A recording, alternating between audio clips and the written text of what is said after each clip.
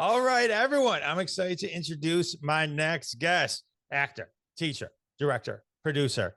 You've loved him in Pale Rider, Twilight Zone, the movie, Back to the Future Part 2 and Part 3 as George McFly. Million other things we're going to dive into. Welcome to the show, Jeffrey Weissman. Hello.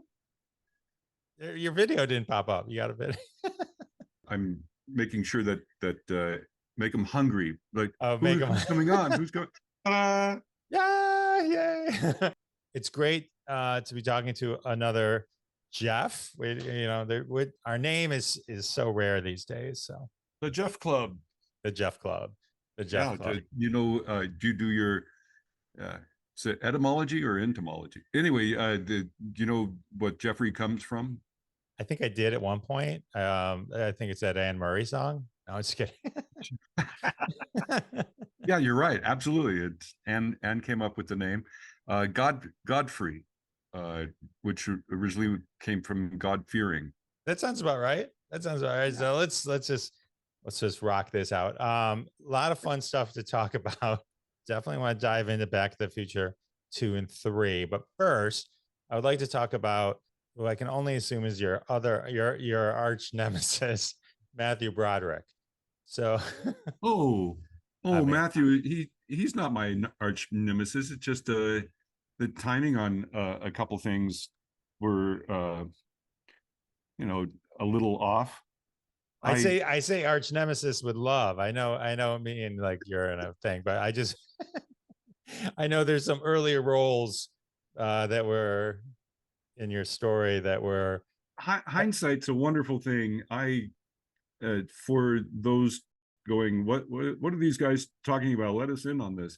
I fell into an opportunity to screen test for the lead in WarGames in 1981, I think it was, and it was kind of interesting that I had a chance to screen test with Ali Sheedy. I don't know if you can see what I just put up on the screen. Is it big enough? There? Yeah. That's the call sheet for the day of my screen test. And you can see the other guys I'm going up against that day. We're all testing with Ali over at MGM UA. There's Dana Carvey and Eric Stoltz and John Stockwell. A lot of big names that we all tested that day with Ali, and none of us got it. Yet I was the only actor to come in apparently without having an agent. I came in through open calls. Martin Brest, so many great films he directed.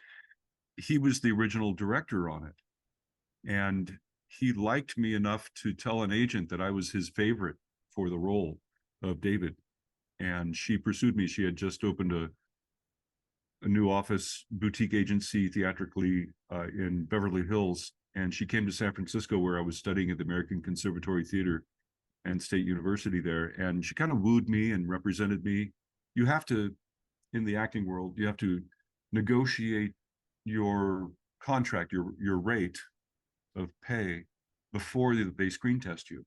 Otherwise, you have the studio over a barrel instead. They want you over a barrel. So, and it's very interesting. During the screen test, I had this weird thing with Ali Sheedy, where you can see I had big hair back then. I'm getting my hair big again now.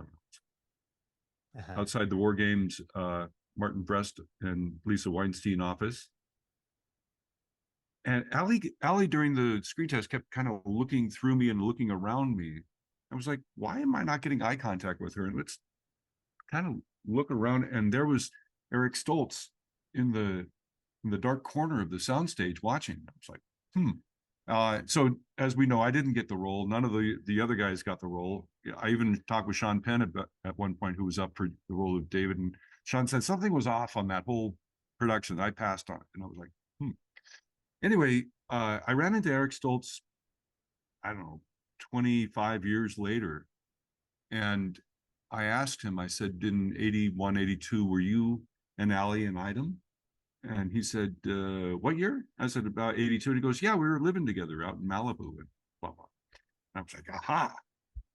She There was you go. making goo eyes at him instead of working with me. But anyway, I shouldn't have let that throw me. And I also, in hindsight, see that, you know, a major motion picture, you know, whatever there were many millions, especially just for building those sets in WarGames, that I don't know that they were going to really rest the success of that film on an unknown's shoulders. So, but nonetheless, I signed with the agent. I came back to Los Angeles and started working in Hollywood later that year. A year after the WarGames, I went with a buddy to keep him company to an open call for Ladyhawke. You know, after going through 3 hours of the line and casting director saying, "We know you, you're not right for this, but Clint wanted to use me, but he thought I was at the time too angelic to be hit in the face with a gun in Honky Tonk Man. But I was big in their files, so the casting director told me. And then the next day, I get a call from my agent saying, "What are you doing going on an open call?" I said, "Sorry, if I thought you were right for it, don't you think I would submit you?" I said, "Of course, I'm sorry. I didn't mean to step on your toes. And did you think what happened on WarGames might happen again? You know, getting a screen." I said, "Yeah, it was in the back of my mind, but I really didn't count." She said, "Good. I got you the only script in town. They want to read you tomorrow." I was like, "Huh?" So I went to the president of casting at Warner Brothers, who asked if I'd read the script. And I said, "Sure. Any scenes you like?" And I said, "Yeah, there are about 19 scenes I love." I had, in 73, 4, started working at Renaissance fairs, and I had my medieval Renaissance, my Shakespearean tongue fairly down, and I loved the script. She said, the casting director said, "Let's do all 19 scenes." So I rocked as I could in her office, and she said, "Great. I'm going to speak with Richard Donner tonight, who's in Italy scouting locations, and tell him about you, and we'll be in touch." And so then I, forgot about it for a while. I even went to Mexico with my parents for a vacation, and when I got back, my agent was on the phone that was ringing, and, "Where have you been?" I said, "I told you I was going to Mexico." She goes, "Well, you remember that Ladyhawke thing? They want to screen test you now. They have an actor who's asking too much money, and they want to bring him down by screen testing an unknown." I was like, "Great, okay." And I was like, "When's the screen test?" "This afternoon." I was like, "Oh boy." It was interesting. I was actually going to Warner Brothers an hour early before my test just to calm down from LA traffic and stuff. The phone was ringing as I locked my door. I went back in and answered it, and it was the agent saying, "Oh, the screen test is off. The actor just came down in his price." And that would be Matthew again.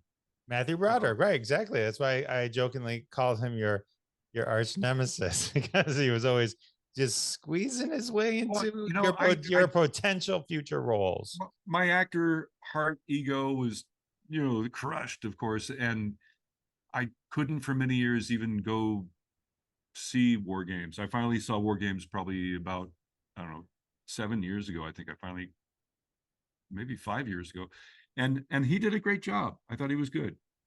They cut out one of my favorite scenes. I don't know if you want to be bothered with what the scene was. It was kind of a nasty scene. I can see why they cut it out, but it was very funny how he originally escapes from the agent he's handcuffed to. There was a whole bathroom scene where the sheriffs beat up the agent thinking that he's molesting young David.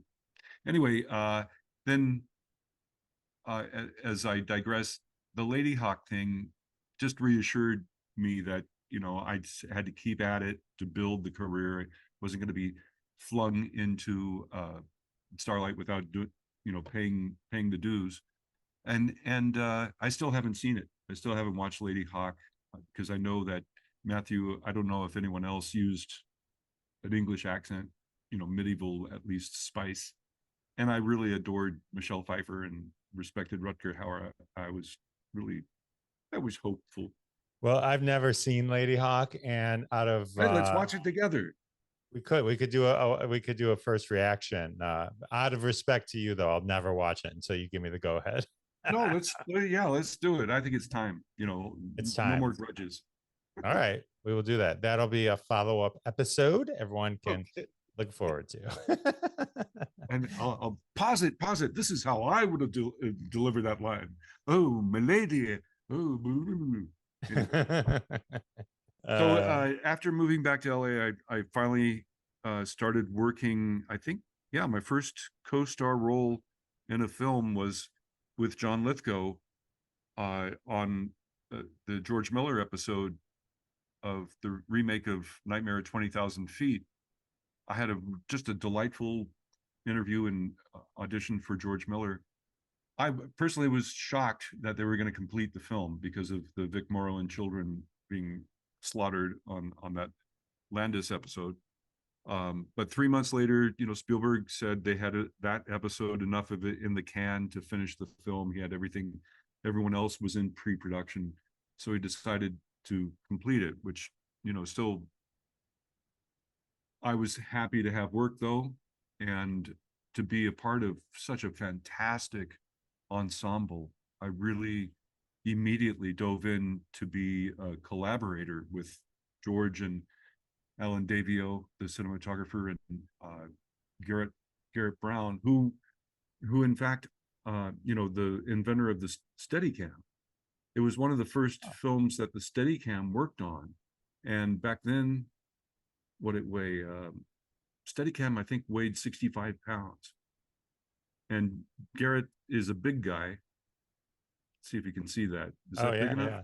So Garrett's running up and down the aisles of the plane, working his tail off while the grips are rocking the fuselage and things are flying. And it was really a crazy, wonderful film to be a part of. I got along very quickly with Donna Dixon and Abby Lane and J.D. Johnson, Charles Knapp. The cast was, I thought, really superlative in working together, creating the vision that George Miller had. George was like a little kid in a candy shop. It was his first Hollywood film, and I was a big fan since seeing Mad Max. And he was just delightful. And he said, if there's a bit of business or a line that you think might go here or there, let's try it in rehearsal. And sure enough, I came up with about 6 different things, and I think 3 of them stayed in the film. That's great. That's awesome. Yeah, where it happens also very quickly, because a lot of those shots, Garrett's got the film tracking down the aisle, and so you see the wife and I fighting over a pillow. I came up with a couple lines. Can we get this together here? My wife is panicking. You see me in that one publicity shot standing next to Donna Dixon.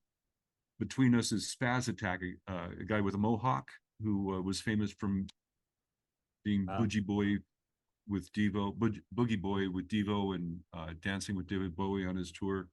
Nonetheless, it was really quite fascinating for me also to get on film sets early in my career. I just did whatever I could and signed up for a background supply house where I worked on films like FM with Martin Mull, the late great. On FM, I Want to Hold Your Hand, a Zemeckis film. I was a Ringo fan in the crowd. Got brainwashed by Alice Cooper and Sgt. Pepper's Lonely Hearts Club Band. And anyway, I had a lot of experience just non-acting. It was just being background or bit playing. And when Alan Davio wanted to get close-ups of John, he would sometimes put the camera at my seat, and I would go to the back of the plane and hang out with the extras. And there I learned these great stories from Spaz Attack, this guy with the mohawk, who had just did this fight scene with Harrison Ford in this new film called Blade Runner. And unfortunately, Spaz's fight with Harrison got cut. I remember a professional extra, Jack Burrell, Milton Berle's brother, was back there. And he told me the story of when his brother got kidnapped by Al Capone at gunpoint, because Uncle Milton had been contracted to play a nightclub in Chicago. Al Capone knew he was coming to town. He wanted him to play his club. with all due respect, Uncle Milty said, Mr. Capone, I've got this other contract. No, you're going to play my club. And when he landed at gunpoint, his goons kidnapped Uncle Milty and made him play Al Capone's club. So one night while we were shooting Twilight Zone, a kitten that my girlfriend's cat had just had kittens and woke me up at like 3 a.m. and hanging off my arm. I was like, oh, get off, and went back to sleep. And the next day, I felt a little weird, and I developed a lump in my elbow. And I was in the back of the aircraft, and Jack Burrell saw me rubbing it. He said, what's that? And I said, oh, I don't know. It's cyst or something in my elbow. He said, yeah, just rub that. That'll go away. Well, needless to say, it turned into 2. And then the next day I had another one up in my armpit. And then I started getting these red lines down my arm. So I wasn't feeling so great. So at lunch, I was going to have lunch, I remember, with John Lithgow that day. And I had to put it off and went to the Warner Brothers nurse, who sent me to a doctor nearby who said, drop your drawers, and gave me 2 shots of penicillin. She said that those red lines going up your arm, that's blood poisoning. I had cat scratch fever from the kitten, which added to the rest of my shoot. When I was on the set, I was feeling kind of sick, and I had kind of a queasiness for the rest of the shoot, with the arc lamps doing the lightning and everyone screaming and everything. So it was a little hair raising to shoot Twilight Zone movie with cat scratch fever, but I loved it. There was I met one of my heroes at the wrap party, Scatman Crothers, going up the elevator to the party. I remember he was wearing these cool Ray-Bans. I said, Jack, where'd you get those glasses? He said, my friend Jack Nicholson gave me these. When I was up there in Canada shooting Shining, I was far out, and I was just I get starstruck. I love it. I have no problem saying it. And when I met Donna on the set, she immediately started opening up to me, telling me about her problems. She had just broken up with the cat from Kiss that she was dating, and anyway, so we got very close very quickly, and I was quite taken with her beauty. And I think it was at that wrap party that she, got together with Dan Aykroyd, and they're still together. Missed it by that much. Anyway, I met Dan. I when he was shooting Sneakers, and I was playing characters at Universal's tour. I brought that photo I just showed of me and Donna, and I said, would you give a copy of this to your wife, please, and tell her how nice it was to work with her. And he was kind of stunned. What are you doing with pictures of my wife? Was the look. I was like, oh God. Well, he's a big conspiracy theorist, so yeah. Oh no. Oh, say it ain't so, Dan. Yeah, Google that later. That's a whole different rabbit hole. We'll do that as a third episode after the Ladyhawke episode. But the Twilight Zone, like, I'm a huge fan. Like, I grew up loving the Rod Serling, the Twilight Zone. Like, half my shelf is Twilight Zone right now, and I have nice. The guy from The Wing from the original 20,000. That episode and the big teddy bear. Yeah, it's funny. I mean, Dan Aykroyd stole that movie. Like, as great as everyone else was, his one line, "Oh, want to see something really scary?" Like, that's that, I think, is like the one thing that like sticks out the most. But the John Legend, yeah, your segment was amazing. Scatman, I was going to mention Scatman. The Kick the Can episode was great. I think that was Spielberg's segment, right? That was it. But Joe Dante's was superlative. I just loved, the insanity cartoon. I'm sending you to cartoon land, and poor Bart, what's her name, does Bart's voice. Oh yeah, I know who you're talking about. Yeah, she was brilliant. Yeah, that segment scared me as a kid. That whole reimagining of the sending to the cornfield and all that, the Billy Mommy remake. That was Lithgow was the perfect new person though to replace Shatner. I gotta say that, but it was what John loved, and I remember the the next day, my acting coach was going to come to Warner Brothers to have lunch with me, and I asked John, because we had to reschedule the lunch when I had to get the shots, if that would be all right. He said fine, fine. And then sure enough, at lunch, John had been screaming so much. He said, Jeff, I gotta pass. I shouldn't be talking. I'm save my voice. And I totally understood. And what John did or had was a gift on that with George's direction.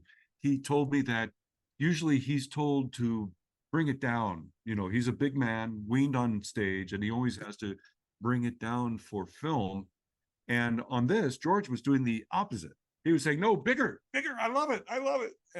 And George was beside himself, because it was one of the first times that technically they had adapted a tap or something on the lens of the camera so they could run a video monitor. It was one of the first times they had video playback, or at least a monitor, so he could see what Alan Davio or Garrett Brown were seeing in their lens.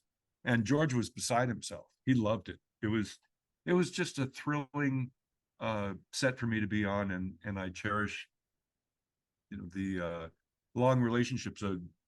Margaret Fitzgerald, who played my wife on that, her now ex-husband and I have remained friends, and it's been, you know, 40 plus years. 42 years ago. I'm getting old. 1983. That came out in 83. Yeah. Okay. Anyway, I do that same thing. I put my foot in my mouth. I remember having lunch with Clint Eastwood during shooting a Pale Rider. He would tell old stories over lunch, and one, he told the story of a director who had Parkinson's or something, had a shake. The director would say action, and his shake would get more intense, and the actors would actually see this out of the corner of their eye, and they'd stop and go, what? And he'd go, no, you're fine, keep going. And I said, oh, was this like when you did Rowdy Yates on Rawhide? And he said, no, we didn't. That wasn't it. I didn't do Rowdy Yates until 58. I was like, 58, gosh, that's when I was born. And everything went real quiet. I was like, oh God, you know, don't talk about an actor's age. I should know better. Clint is still going strong with making movies. I think he's just finishing up one right now. He is a phenomenon. I had a really great time though on that shoot. And it was a miracle that I got that role, because if you like stories, this is a truly long one, but it's good. Chris Penn, you know, Sean's little brother, who's very talented, God rest him. He had met Clint at a party or somewhere and said, I want to do a film with you. So Clint sent him Pale Rider, which was a Western that I think the writers had been trying to get him to do for 10 years. I think one of the writers told me that. Warner Brothers finally threw enough money in a bus at him and said, you know, oh, you can direct too. He's like, oh, I'm going to do it. Chris was offered the role of Eddie Conway, Spider's oldest son, or yeah, we weren't twins. And Chris threw the script back and said, I don't want to play a good guy. I want to play bad guy.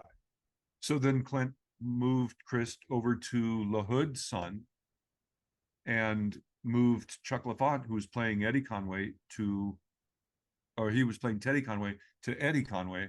And then that left Teddy open.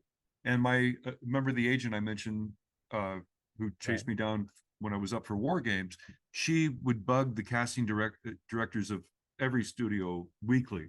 She was a real pain in the ass, casting directors told me, but it worked. Her method worked, because when she called Warner Brothers, I think it was Lauren Lloyd or Marion Dougherty, she said, what do you got casting that may not have been released in the breakdowns? And the breakdowns is how the studios and casting let agents know what's available for their actors, their clients.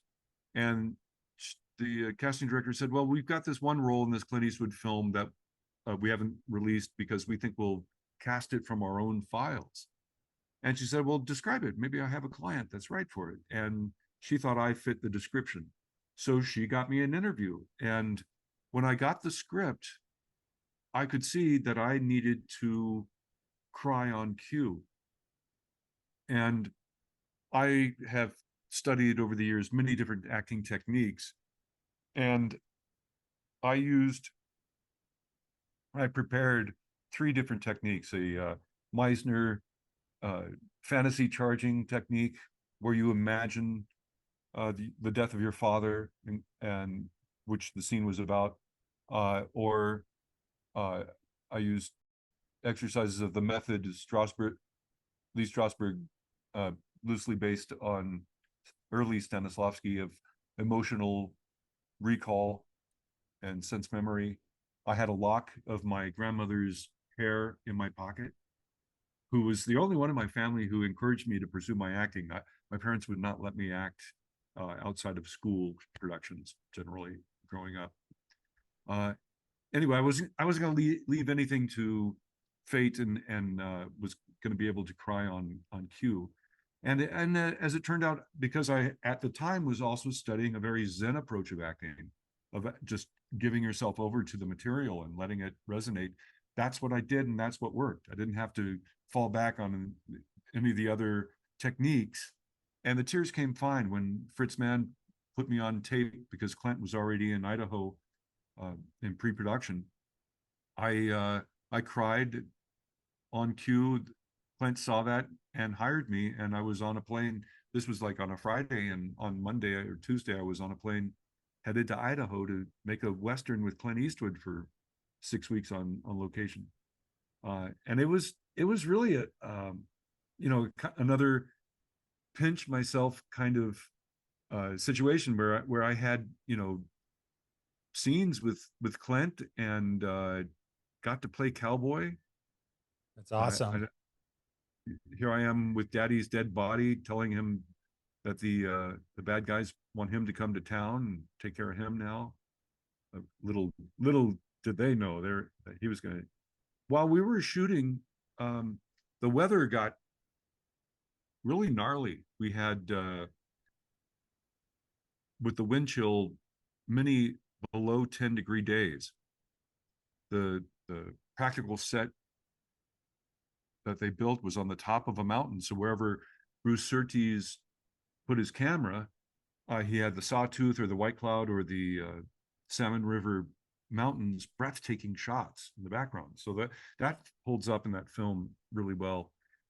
For that big scene where you see me crying there over Daddy's dead body, it took us 3 days to shoot that one scene where Doug, as Spider, gets shot. He comes into town drunk after finding the big nugget of gold.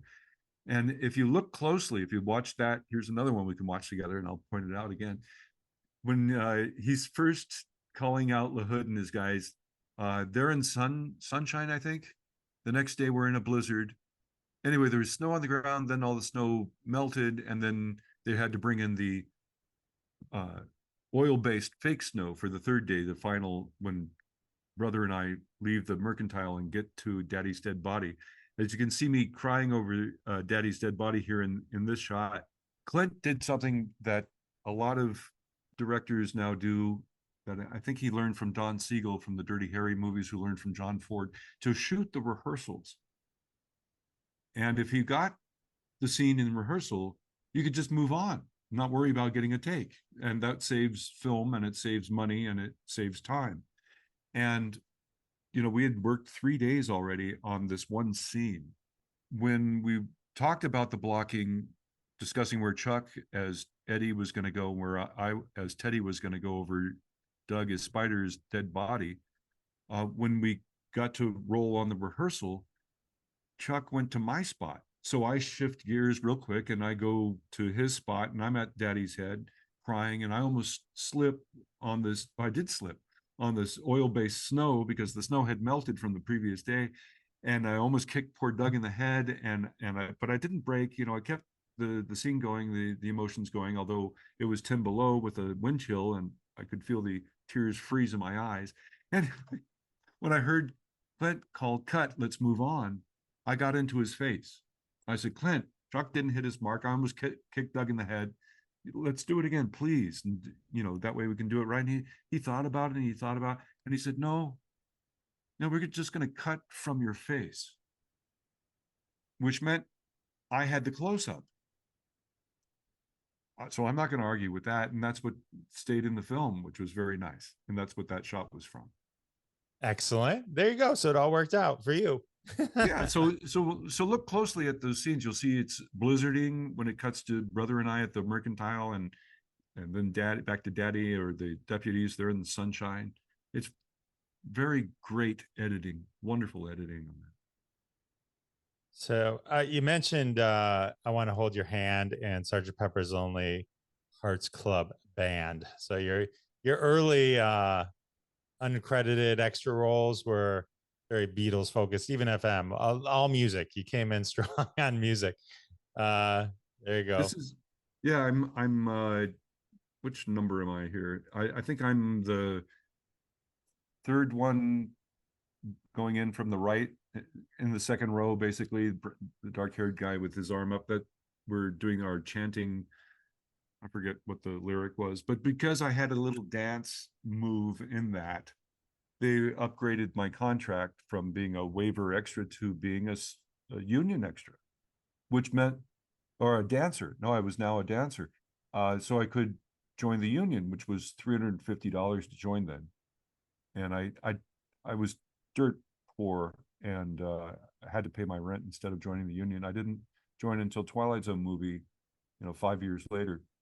But nonetheless, it was really cool. I play Strawberry Fields' brother in the balloon scene when Peter and the Bee Gees are headed off or the band is headed off to Pepperland in the hot air balloon. I'm in the Earth, Wind, and Fire crowd scene, and then being brainwashed by Alice Cooper.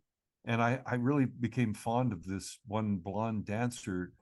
I remember the second day we actually had lunch together off the lot, and she was just delightful. And on the third day, we had Alice there on video most of the time. And I think Alice had been in rehab and he just got out and was coming on set on this third day. And I went up to this lovely dancer girl to say good morning, and she said, "Oh, Jeffrey, I want you to meet my husband, Alice." I was like, "How do you do?" That's your Anyway, that's your second example of having a little crush on the famous actor guy's wife. She is wonderful. She's just a delightful person. They're still together, and I can understand why. One morning, I'm 18 years old.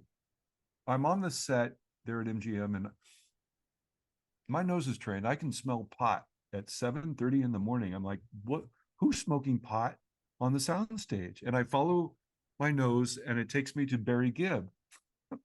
Smoking a doobie at 7:30 in the morning. He goes, "Sure, you want some?" I'm like, "Okay." And there's tobacco in that. He goes, "Well, that's how we like it." And I was like, "Oh no, you're ruining it." And it was very funny. And just really right then, Robin Gibb comes running over and says, "Brother Barry, we just made #1 on the Billboard charts with their, is it Children of the World? Whatever album that was popular had just come out." I was the first to congratulate the Bee Gees on that. Anyway, lots of stories from that silly movie. If we do a screening, I'll tell the stories as we go. Amazing. This could be a whole podcast. Jeff and Jeff on film. I like it. I like it. So I Want to Hold Your Hand, though. You mentioned that was Robert Zemeckis, written by him and Bob Gale, who then went on to Back to the Future. But Mark McClure and Wendy Jo Sperber also in that movie. Yeah. So Mark is a very good friend, and Wendy Jo is a good friend. I, in fact, got an invite from Wendy Jo to come to one of her fundraiser golf tournaments in Santa Barbara, and it really was the second time I'd met Claudia Wells. Claudia and I drove up from LA together to go to that, and Wendy Jo, it was beloved by everyone. Really, you can tell if you ever go to the We Spark website or look up any of the We Spark fundraisers, you see, her old castmate Tom Hanks or any number of very big stars come out in support of her cancer support center, We Spark. And I remember at that celebrity golf tournament that she had fundraiser, I was in the bar because I wasn't going to golf that day, and I'm having a drink next to Jennifer Garner, and she just opened up and started talking with me, and then the press, the paparazzi, found us and surrounded her, and I was like, oh, okay, that's the end of my relationship with her. The things that Wendy Jo would do for people. She was incredibly funny, incredibly compassionate, and she was totally beloved. And it just was heartbreaking that she passed so early. But she did leave a wonderful legacy of her work, and then this cancer support center that I, from time to time, try to get in to help raise funds for. I produced a Back to the Future cruise to end Parkinson's that we also had We Spark represented on it. And we do various charities. I probably have worked for hundreds of events and charities over the years, and try to always bring attention to the cause for Wendy Jo. But I digress. So she was on I Want to Hold Your Hand.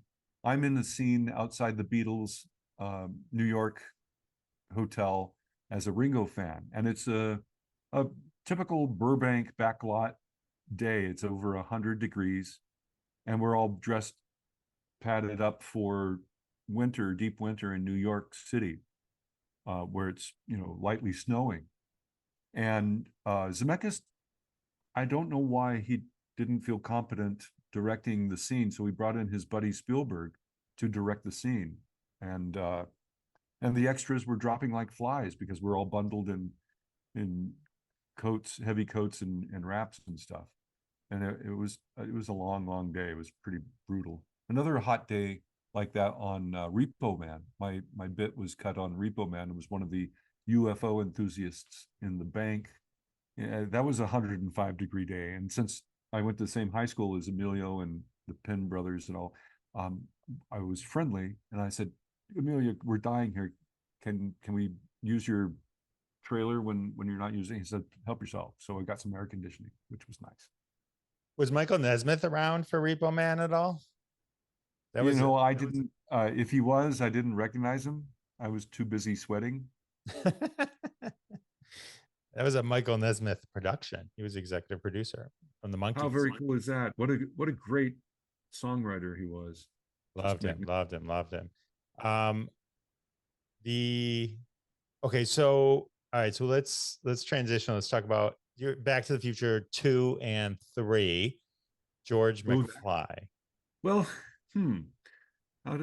where do I begin? Well, let's so we have Back to the Future 1, and right. So I wanted to see Pale Rider's competition for I've got so many things in my head to start talking about. I'm not sure where to begin. So in that summer of 85, I wanted to see what the competition was for Pale Rider. And sure enough, that was when Back to the Future was coming out as well. So I went to see Back to the Future, and just because I was so excited about Pale Rider coming out, I climbed the billboard over the Sunset Strip and had my girlfriend take the picture. That's a great I don't know picture. if that's going to read on your small screens at home, but follow along with it. So I went to see the first Back to the Future, and I was already a fan of Mike Fox from Family Ties and Chris Lloyd from Taxi and Buckaroo Banzai, etc. And I was really knocked out how much fun the movie was. And then when Crispin Glover came on, I was like, I know that guy. I had done a film with Crispin at the American Film Institute in '83, and I was fascinated by his work. It was a film also starring Dan O'Herlihy, and Crispin was being very cool. He wore these great Italian boots that I had a pair of as well, and so we had things to talk about, and we exchanged phone numbers. So when I got home, I called him up and got his answering machine and said, congratulated him on his role as George. He knocked it out of the park. He was really wonderful. And so then flash forward, I started working for Universal Studios as Stan Laurel in between television and film work. So I started playing Stanley Laurel up the tour in '87, and that took me into amazing places where I would I never have done had I not fallen into that type of work. I got along great with Stanley Laurel's family, Lois Laurel, his daughter.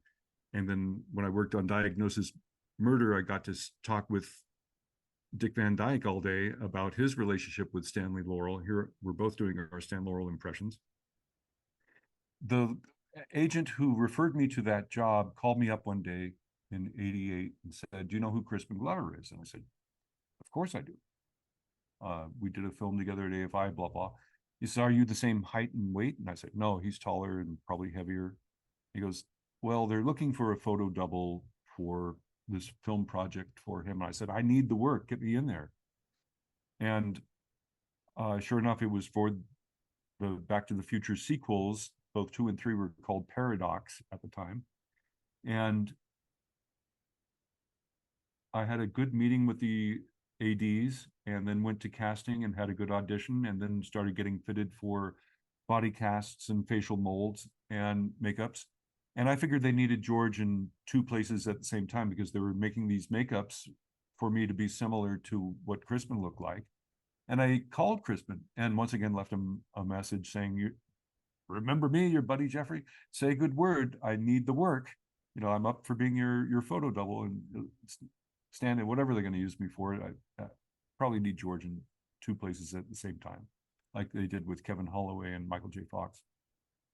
And Crispin didn't call me back. And then I screen tested in the young George makeup, which I should probably bring up for you. So people, because I've had people say, "No, you weren't in those movies." I go, "Well, but yes, I was." After 4 hours of makeup a day, I would play George age 17 and 77 in part 2 and age 47 in part 3. Well, I mean, I'll tell you something. Yesterday I said to a friend, "Oh, I'm talking tomorrow with Jeffrey Weissman. He took over the Crispin Glover role in Back to the Future 2 and 3." And his reaction was, "Crispin Glover wasn't in 2 and 3." A lot of people, it's what Spielberg and Zemeckis and Bob Gale, Neil Canton, that's what they wanted to do, is give you the idea that everything was seamless, that he was still there, because he was so vital to the first story. The first story was George's story. And Crispin apparently made too many demands on the first film. He and Leah had painted a painting together of a volcano that he brought into the set, and they got very upset when Zemeckis refused his demand that the painting be in the McFly home in the living room on the wall. He would disappear during shooting. He would not let anyone trim his hair. He kind of pissed a lot of people off, but I understand his creative temperament. It's very eccentric. Nonetheless, they offered him the role. I wasn't part of the negotiations, but what I can discern is that they offered him, I think, 100,000, which I believe that was around what they were offering Leah and Tom for their role reprisals. And then Crispin wanted $1 million and script approval. And I know about the $1 million because while we were shooting, Spielberg came up to me while I'm in the bodysuit to do the spin for Pizza, which was cut out of the film. You can see it in the bonus material called Pizza, deleted scene. I'm in this body cast, and Spielberg comes up to me and says, "So George, I see you got your $1 million after all." And I was like, at that point, I knew that I was saving them a great chunk of change. And then when part 3 came out and Crispin called me and said, "It wasn't fair what they did to me." I said, "Well, what did they do to you, Crispin?" And he told me that they used his life mask in my makeups without his permission or payment. So they didn't cover licensing. They always covered licensing for the characters in the park and other usage, But apparently they figured that Crispin was going to be too difficult or what have you. So they didn't even pursue getting his permission. And so, of course, he sued.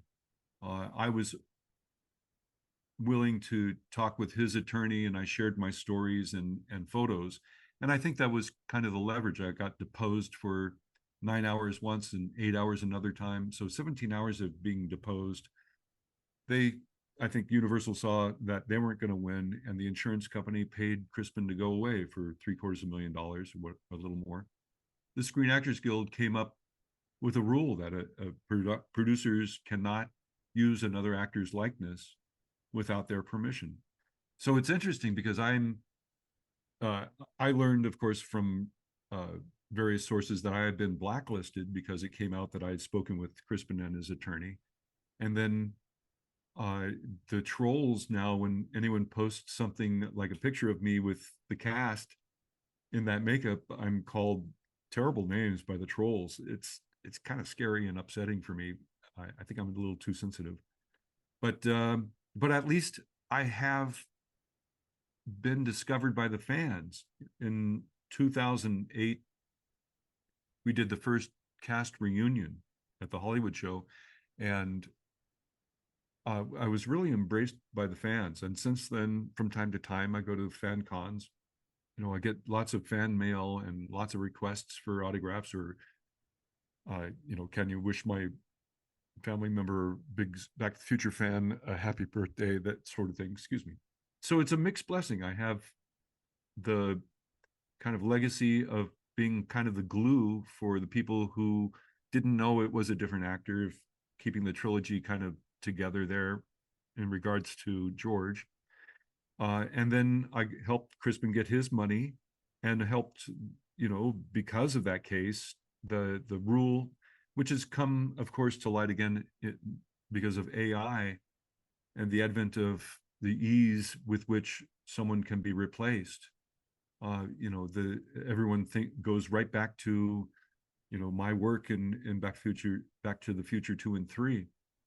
It's a tenuous situation with the reunions now, because I tell the truth, and various other parties don't have any desire to make amends. The Bobs and Crispins, I don't know if they'll ever, you know, get along and do a reunion together or something for the fans, which I would love to see. A fundraiser for Michael's charity where everyone gets together and gets along. We should. You know, it's all about Michael, really. No, it's a great point. You know, it's trolls be trolls. You know, it's one of those things you just kind of block out, because people tend to, especially on the internet, only kind of want to take in the part of the story that they want to take in, and don't really understand all the Yeah. facts. I did not Well, understand why they had you upside down in number 2. I know they said you had a back injury with playing golf, the character, I mean, but yeah, had you that been a pain in the butt with or and without makeup? during production, I heard that being hung upside down, and as you can see, this is my hang-in with Dean Cundy and Bob Zemeckis, that the hanging upside down, you know, in urban legend, that's because it was another actor, which is not true. It was that they had meant to always hang Crispin upside down in this ortholev of the future, because he was kind of a pain in the ass. And I think that's why they wanted to have him on this track, that they could control his movements. I believe the Bobs were frustrated because he would often overshoot his marks or undershoot his marks. And this way, by hanging him upside down in that ortholev of the future that Edward Dieth designed, they could control his movements, and they'd always have him where they wanted him. Very interesting. Very So I'm interesting. here to get your urban legends. Well, you know, you kind of covered a bunch of it. So you were never in danger with the deposition. They were using you more against the Bobs, likely in favor of proving Crispin's point, right? I mean, Yeah. Well, they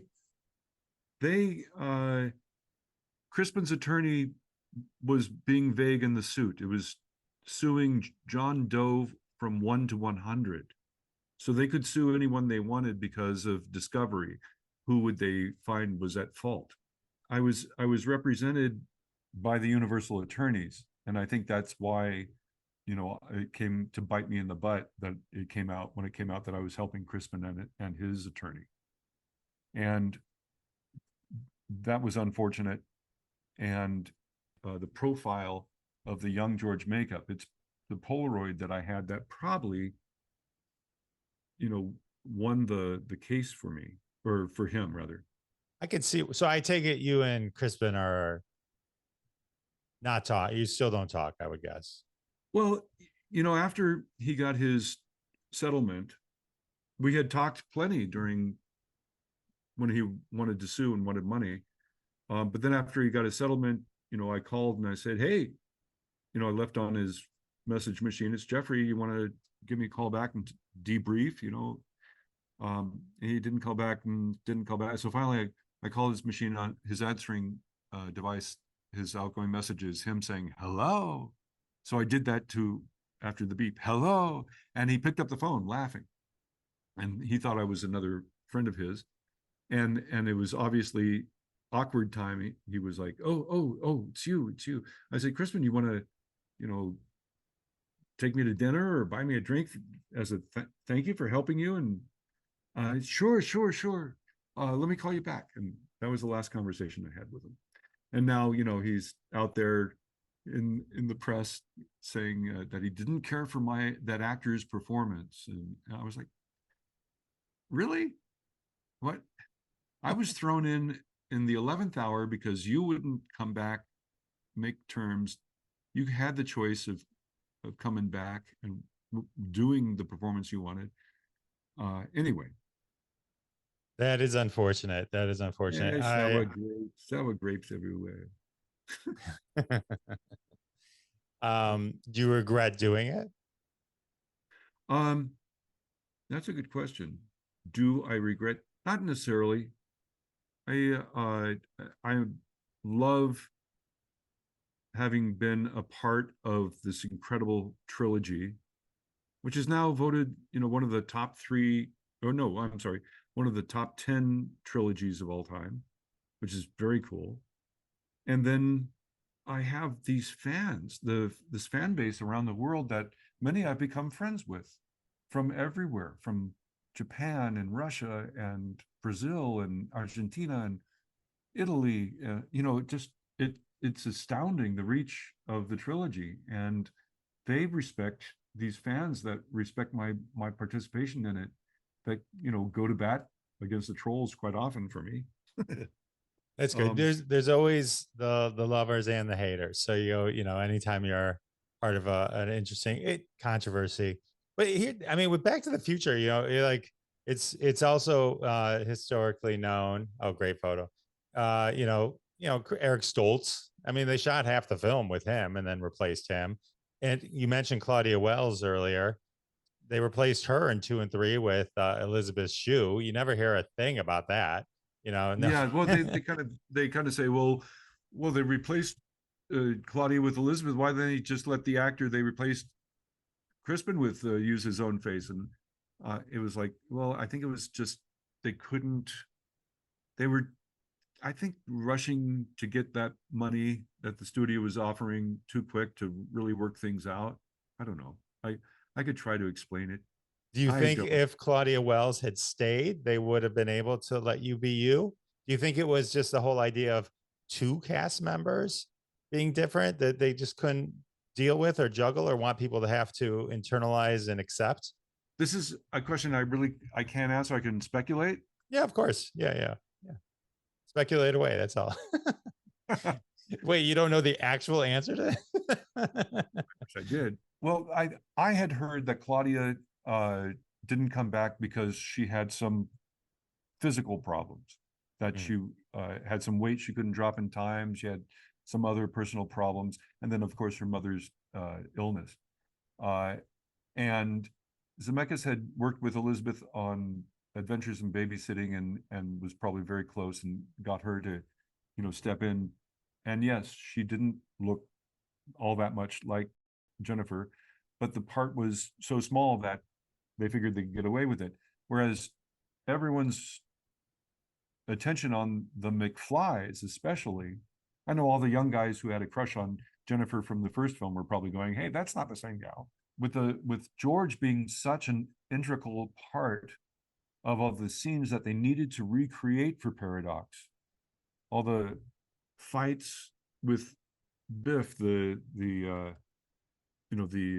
enchantment under the sea dance that had to be recreated, they needed to have Crispin. And if they didn't have Crispin, what other way did they have? They're in a between a rock and a hard place. So when you see that kiss in going on again on the dance floor, or you see the fight from Strickland's office with Biff, those are all me. And then they at the Enchantment Under the Sea dance cut some close-ups of Crispin from the first film.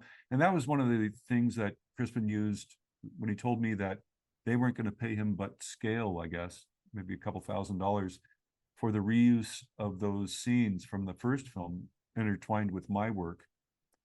That upset me because he had no option to negotiate that. They didn't give him the option.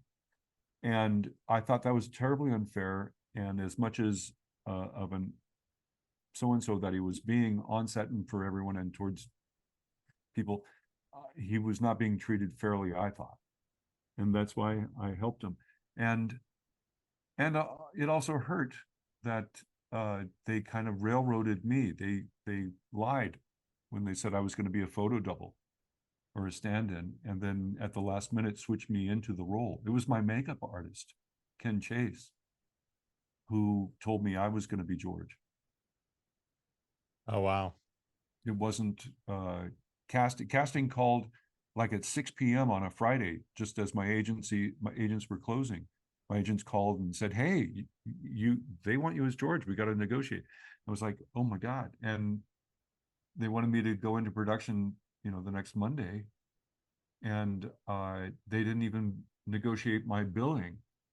And here was a major role that I've had shared title cards on Pale Rider and other films, and they wanted it at producer's discretion. So I, on one of the first days of shooting, went to Zemeckis and I said, "Do you mind, Bob, giving me a title card or a shared title card, and because it'd be a step backwards in my career?" And he said, "Yeah, I got no problem with the shared title card." And then on part 2, you see me and James Tolkien as the 5th and 6th title card credits, because that's how you build your career as an actor. And shortly after that conversation with Bob Z, he obviously had told Bob Gale and Neil Catton. They came running over yelling at me, "You never talk about billing with the director." I said, "Well, my agent screwed up or neglected it, and it would be," and I told them it'd be a step backwards for me to take anything less, and they were fuming. And then after production, I just wrote a letter asking Zemeckis to initial it and send it back to me that we had that agreement, so I had it in writing. I had a publicist who wanted to promote me, but she wouldn't do that until I had in writing that verbal agreement I had with Bob Z. And that apparently pissed Bob Z off, because when I went to visit him during the production of Death Becomes Her, he was standoffish. And I said, "Bob, what's the matter?" And he said, "Well, that whole letter thing." And I said, "Well, that was because I needed it for a publicist's wouldn't work request, because she wouldn't work with me unless I had it in writing." And he said, "Ah, you shouldn't have done that." I was like, okay. So he never calls. At least you got to do the role. Could have been worse. They could have been, you know what, Jeffrey? We just got another actor came available. We got Matthew Broderick. So Bada boom. bada boom, call back. All right, Jeffrey, this has been amazing. I loved all these stories. Thanks for hanging out with me. Are you kidding? It's been a pleasure for me. And I have, once again, all these wonderful experiences at the fan cons. I know you had Dee Wallace on before, so I thought I'd share. Ooh, and a hoverboard. Got Dee on a hoverboard. You know, I'm dear friends with Rick Overton, and I had a photo of me as Stan Laurel with Ed Asner, where I put a fright wig on his bald head. Um, you know, you've had a lot of really great people on. I've known off and on, met Johnny Whitaker over the years because when I was a little kid, I was friends with Anissa Jones, who played Buffy on Family Affair. You know, I was like, oh, you know, Steve Bluestein and Wendy Liebman. You know, her husband, Jeff Sherman of the Jeff Club. Yep, Jeff Sherman. My yeah, step grandfather was cousins with his father and uncle, the Sherman brothers. That's amazing. That's Yeah, amazing. I'm just connecting all the dots here. I know. I love it. I love it. So we can get Jeff Sherman on our Jeff talk movies. We could only have guests on guest hosts that are named Jeff. And I did a film with his ex-wife called Road Girls. It was the first thing Catherine Hardwicke directed out of college. You know, Catherine from Twilight fame and 13 fame, and anyway, so I'm just connecting all the dots. When you have more time, we'll connect more dots. A lovely small world we live in. Thank you so much. You're awesome, Jeffrey. Thank you so much. Keep the faith, Jeff. You too, Jeff. To Jeff's. And all right, I'll see you at the next official Jeff meeting that in San Antonio next year. No, oh, is it San Antonio this year? Yeah, excellent. Yeah. Great. I love the Riverwalk. I love it too. Yeah. Hey, Jeff, where can people keep up with you on the socials? Well, I can be reached pretty much many places. I have my website, jeffreyweissman.com. On X, I'm at Jeff, J-E-F, Weissman. On Instagram, I'm at Jeffrey J. Weissman. And at Facebook, my fan page is Jeffrey Weissman Actor.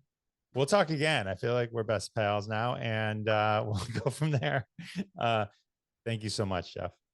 Thank you. I'll see you in the future. In the future.